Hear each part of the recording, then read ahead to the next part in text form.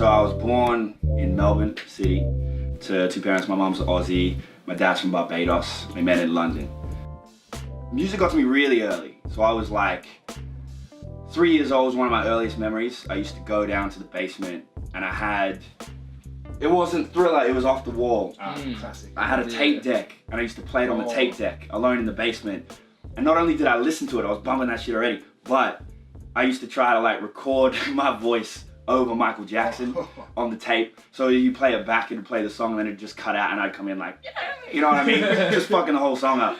So yeah, music was always there. My dad was a musician. Yeah. So he had like bongos and congas and stuff around the house. Like my sisters are more talented than me and they used to sing and you know, it was just a musical household.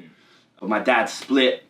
He was paranoid schizophrenic. So he started going crazy when I was about 6, 7 years old, which was tough for me and my sisters. He bailed, we ended up on the Gold Coast where I pretty much grew up. And it was a very like isolating experience because we went from like middle class Melbourne to like housing commission on the Gold Coast. Yeah.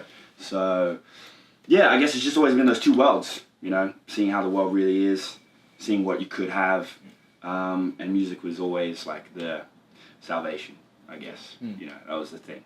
So that's what it is. So what brought you back to Melbourne from Brisbane?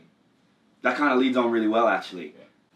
As you can imagine, like I felt like that's where I was supposed to be the whole time. Yeah. And I remembered, I guess like your impressionable years early on, like I remembered Melbourne being like a city, you know what I mean? Like a cultural place where artists were, place where music was. Yeah, after growing up on the coast and like always wanted to make music, it just made sense. You know what I mean? It was like once I do this, that's when it's gonna kick off. Yeah. And yeah, maybe because I just believed it, that's what actually happened. Yeah, you know? So, yeah. One more thing, just to backtrack slightly. Yeah. What was it like actually coming up in the Gold Coast, especially being being Barbadian? Yeah. The Gold Coast, which is like would be like all Aussie. What was that like? It was different. Yeah, it was different. It was different. I sort of, because the Gold Coast is a nice place. You know what I mean? Like shout out Gold Coast. I feel bad. Like I'm not hating or anything, but I think it always felt like Melbourne was home. Yeah. So being there was never really like this is where I'm gonna be. Yeah. But I don't know, man. It's kind of like LA. It's like very suburban. So like I skated a lot. I sort of tried to ingratiate myself into stuff by doing things other kids were doing. So I picked up a lot of random like hobbies. And then when I started rapping, that was what I sort of disappeared into. Yeah. So I definitely felt like that tension of like being the only Barbadian, probably in Australia. That's how it felt. Yeah. But yeah, that also makes you strong real quick. Yeah. And that's why I identify with like Pac, Kanye, and hip hop really came into it when I realized that difference, I think. That sense of individuality, like, I'm gonna do me, and nothing's gonna stop that. Yeah. And that's what I had related to, you know, and that became like a part of my character. Yeah. So I was wearing like fucking Air Force Ones and oversized shorts to school the next day, you know what I'm saying? Like, this is just who I became for a while. Yeah. So your single "Hate My Job" obviously speaks on you quitting your 9 to 5 and sometimes 9 to 9 life in order to pursue music. Tell us a little bit about your life before music in the professional world and some of the pressures that really pushed you to pursue this dream. I think "Hate My Job" really came from almost making the wrong decision. I ended up in that 9 to 9 grind because I've been into music my whole life, but I've been making music since I was like 15. And I graduated and never considered doing non-creative things. You know, so I was like, stuff that, I'm doing this, right? But as you grow, as you learn, I think if you're doing it the right way, sometimes you challenge your own opinions and decisions, you know? So I think I let it, after I moved to Melbourne and I was always doing creative things, I also had opportunities that I didn't expect to come up. And one of them was recruitment. Because of like my sales ability and stuff, you know, it was like, come over here, do the same thing, get paid more, you know, and that's how you get like caught in the trap. Yeah. So I found myself working all the time and having no energy, you know what I mean? Yeah. And almost being like sold a lie on a daily basis. And I could see in the people I worked around every day in my management, people above me, people around me, these people aren't happy. They're drinking all the time. They're escaping into things. And they're not happy while they're here. So I was rocking up every day and it was like instant like emotional turn down. Yeah. And ironically, that fueled the music. Because when I get home, instead of like fucking crying in my bed or whatever, I would be like, man, this is the thing, you know? And it just like reinforced. It was like a double down. Yeah. I was like, yeah, this is the thing that I'm doing. Yeah. And I think I was only in that well for like 3-4 months. And it was like, you know what? And even during the 3 and 4 months, I convinced my management to like make the job easier for me. Because I was so resistant. It was like, oh, you want me to work 9 to 9? No, I'm not doing that anymore. Matter of fact, 9 to 5 doesn't really work. Like, I need to do this. And they're like, nah, we'll give you like a 2-hour lunch break.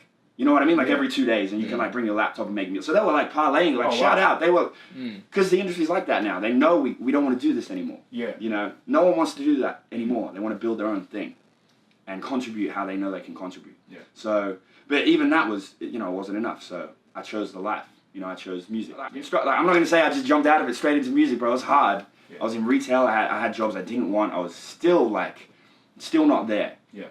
But that resistance is what made me hate my job and want to express that. Yeah. Because this is what people are going through.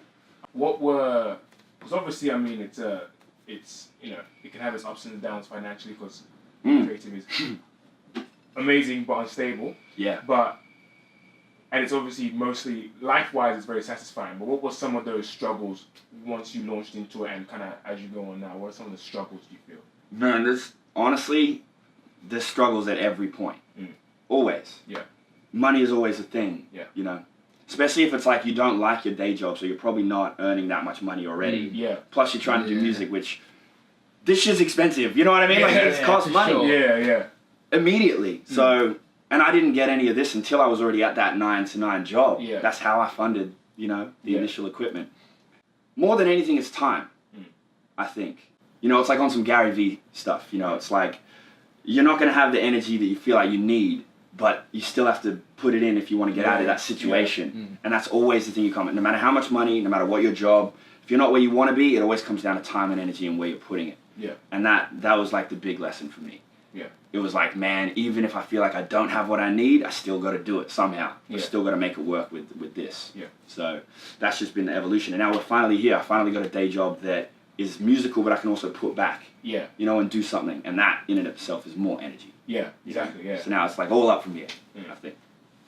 That's a good point, actually. I feel like a lot of people get kind of stuck on the, I don't quite have the thing, you know, me myself, like other years, I don't quite have that thing yet. Yeah, yeah. But it's always easier to put it onto something else. Yeah. You know what I mean? And at the end of the day, that's what you're doing, because like, someone like Pop, bro, you could lock him in prison, he'll come out with like 100 songs. Yeah. You know what I mean? So it's like, what do you do? What do you do? You do what you can, always.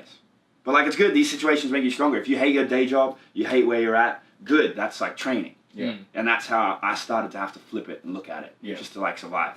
But there were times, man, when it was like very close to basically quitting, you know. And that's where boys like Smilez and Kwabee and just having the right people around you, invaluable. Yeah, definitely. Invaluable. So your single Dreams comes across with a very personal kind of anecdotal feeling. Yeah. A lot of artists, particularly in this hip-hop genre, use their medium as a way to kind of convey these personal meanings and stories. Yeah. Is that something that you think you want to take forward? And if so, what are some stories we could see ending up in your track? Man, I'm always, because of that, I guess, I'm always about truth. You know, I'm always about, like, I think the easiest thing you can do as an artist is just reflect what you're actually going through. Yeah. Because it's too hard to, like, reach for stories that are dope and stories that are going to be interesting. It's like, yo, you've already got a story. Yeah. What you feel is whatever your story is. So I think one thing I really want to express is what it's like to be an artist going through that growth. You know, going through like that industry, going through that progression. Because most people don't really realize, I don't think they know like what it's really like. Oh, no way. Yeah. You know, people kind of hear about the I was broke, I was an artist, but they never hear that in between. Exactly. Yeah. They think it's overnight. Yeah. Like they really do, which is crazy. Because it almost never is. So, and like, for me, it's always been a progression. So like with Pac, he was the first one to really express almost like a soft side. Like he did the gangster thing, but he expressed himself in that way that was like, I'm actually a person, right? And then Kanye came along and did the same thing, but he was almost like speaking for the culture and people. And Drake did it in like a real emotional way, like with girls. So I always think of it like it's a progression. It's like, what next? You know what I mean? Yeah. So I think whatever it is that I'm experiencing that isn't being spoken about is what I'm going to gravitate towards. Yeah. Always. And because of my background, like my dad and stuff, mental illness is a huge thing. Yeah. Because I feel like that's something that a lot of people, it touches everyone one way or another. Everyone. You know? Absolutely. Yeah. And still, like, people don't really understand that shit. So that's one thing that I really want to delve into. But Well, see, I like to keep it light. I've got a whole body of work that I'm probably leading up to releasing, and it's more vibey. You know, it's more like, because I've just been too down on it lately, and I like to switch it. Yeah. But I'll always be that conscious dude, because that's just how I create. Yeah. So awesome. Yeah.